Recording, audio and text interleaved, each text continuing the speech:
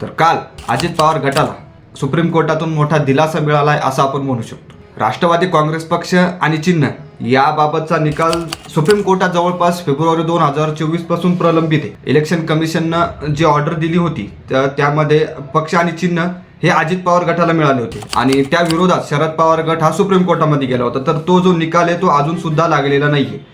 तर हे main matter म्हणू शकतो आपण, जे की प्रलंबित आहे अजून. परंतु आता शरद पवार गटाने मागच्या महिन्यामध्ये एक अर्ज केला होता, सुप्रीम कोर्टामध्ये एक अर्ज केला होता, त्याविषयीच निकाल लागलाय आपण असं म्हणू शकतो. त्या अर्जामध्ये असं लिहिलं होतं की ती मागणी म्हणू शकतो आपण की अजित पवार गटाला सुद्धा दुसरे चिन्ह देण्यात यावे. त्याचे कारण म्हणजे चिन्हाबाबत लोकांमध्ये संभ्रम निर्माण होतोय, त्यामुळे दुसरं चिन्ह देण्यात यावे. व तसेच दुसरा मुद्दा किंवा दुसरी मागणी अशी होती की अजित पवार गटाला सुप्रीम कोर्टाने 19 मार्चला सांगितलं होतं की ज्यावेळेस तुम्ही घड्याळ हे चिन्ह वापरा, म्हणजे कुठेही, तर मजकूर लिहिणे आवश्यक आहे. म्हणजे कोणत्याही ठिकाणी घड्याळ चिन्ह जर तुम्ही वापरत असाल तर तिथं मजकूर लिहिणे आवश्यक आहे. तो मजकूर या प्रकारचा होता की हे प्रकरण न्यायप्रविष्ट आहे आणि सुप्रीम कोर्टाचा मुख्य निर्णय येईपर्यंतच हे चिन्ह माझ्याकडे आहे. तर अशा प्रकारचा मजकूर लिहिणं आवश्यक होता. तर त्याविषयी सुद्धा त्यांची मागणी होती की हा मजकूर लिहिला जात नाहीये. शरद पवार गटाकडून ही मागणी करण्यात आली होती की जिथे जिथे हे चिन्ह वापरण्यात येते तिथं हा मजकूर लिहिला जात नाहीये. तर याविषयी तो अर्ज होता. तर या प्रकारची मागणी, या प्रकारचा अर्ज सुप्रीम कोर्टामध्ये शरद पवार गटाकडून देण्यात आलेला होता. आता जर आपण पाहिलं या प्रश्नाकडे, तर चिन्हाचा जो प्रश्न आहे तो आधीच संपलेला आहे. कारण 19 मार्च म्हणजे जी ऑर्डर आली होती सुप्रीम कोर्टातून त्यामध्ये सांगितलं होतं की लोकसभा निवडणूक आणि विधानसभा निवडणूक या दोन्हीमध्ये अजित पवार गटाकडेच घड्याळ हे चिन्ह राहील.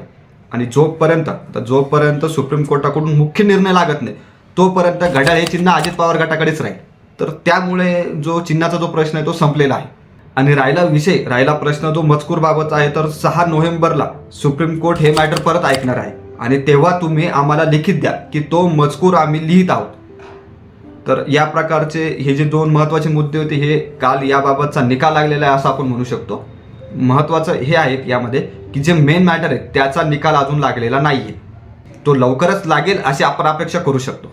तर आगामी विधानसभा निवडणूक अजित पवार गट हा राष्ट्रवादी काँग्रेस या नावाने आणि घड्याळ या चिन्हाने लढणार आहे. अत्यंत महत्त्वाची गोष्ट आहे असे आपण म्हणू शकतो. अजित पवार गटाने कालच म्हणजे 1-2 दिवस पूर्वीच 38 उमेदवारांची यादी जाहीर केलेली आहे. त्यात अजित पवार स्वतः बारामतीमधून लढणार आहे. जो संभ्रम निर्माण झाला होता की अजित पवार कुठून लढणार, तर अजित पवार हे बारामतीमधून लढणार आहे. तर बारामतीमध्ये काका पुत्या अशी थेट लढत होणार आहे. कारण कालच राष्ट्रवादी काँग्रेस शरदचंद्र पवार या गटाने जवळपास 45 उमेदवारांची यादी जाहीर केली. त्यामध्ये बारामतीमधून युगेंद्र पवार हे लढणार आहेत. त्यामुळे अजित पवार विरुद्ध युगेंद्र पवार अशी लढत होणार आहे.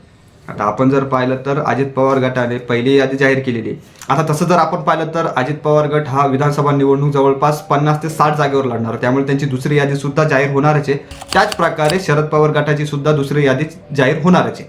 त्यामुळे ही लढत अत्यंत महत्त्वाची ठरणार आहे. आता जर आपण पाहिलं तर बारामतीमधील ही जी लढत आहे अजित पवार विरुद्ध युगेंद्र पवार, ही लढत अत्यंत महत्त्वाची ठरणार आहे. कारण याआधी सुद्धा बारामतीमध्ये महत्त्वाची लढत झालेली आहे. लोकसभा निवडणुकीमध्ये जर आपण पाहिलं तर सुप्रिया सुळे विरुद्ध सुनेत्रा पवार अशी लढत झालेली होती. त्यामुळे ही लढत सुद्धा तेवढीच महत्त्वाची ठरणार आहे. तर आगामी विधानसभा निवडणुकीमध्ये अजित पवार गट हा राष्ट्रवादी काँग्रेस या पक्षावर व तसेच घड्याळ या चिन्हावर लढणार आहे. तुम्हाला काय वाटतं, कोणता गट बाजी मारेल? आगामी विधानसभा निवडणुकीमध्ये कोणता गट बाजी मारेल? शरद पवार गट की अजित पवार गट?